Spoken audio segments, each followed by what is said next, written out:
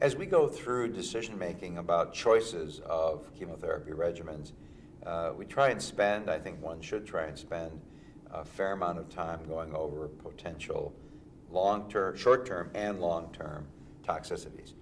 So we do see maybe late cardiac toxicity sometimes. And when we're using bleomycin, we can see lung toxicity.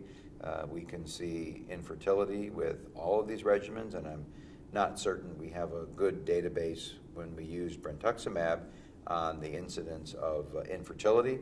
We know that with ABVD, infertility occurs in younger patients, people maybe in their 20s, maybe 10 to 20% of the time. As patients get older, 30s and 40s, that number goes up. So we routinely recommend either sperm banking or egg harvesting in men and in women of childbearing age with the possibility of infertility.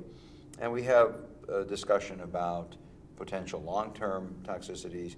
We do have a survivorship program at our institution where, or I like to call it a long-term follow-up program at our institution rather than a survivorship program.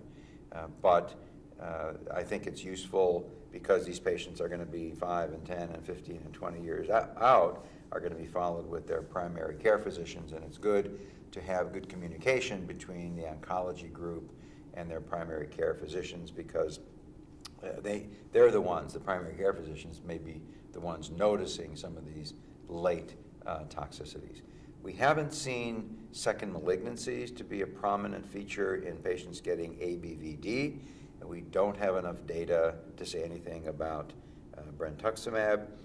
We do know from early Hodgkin studies that regimens such as MOP were associated with a higher risk of secondary malignancies, especially acute leukemia.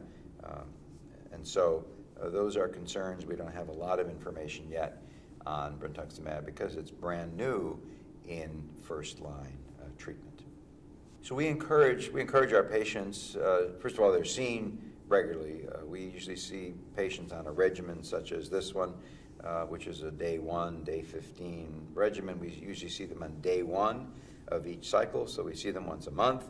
On day 15, they're seen by our nurses or our nurse practitioners or both, and they're encouraged to describe potential toxicities so they're not missed. I mean, you can sometimes see mild neuropathy progressing to more severe neuropathy over time, and if it's not recognized, you may lose the opportunity to mitigate those toxicities. So we really encourage patients to communicate with us really any symptom, any unexpected symptom. We usually describe and then give them a handout of what symptoms to expect, and anything that deviates from that or anything that is on that list, really, they're encouraged to tell us about.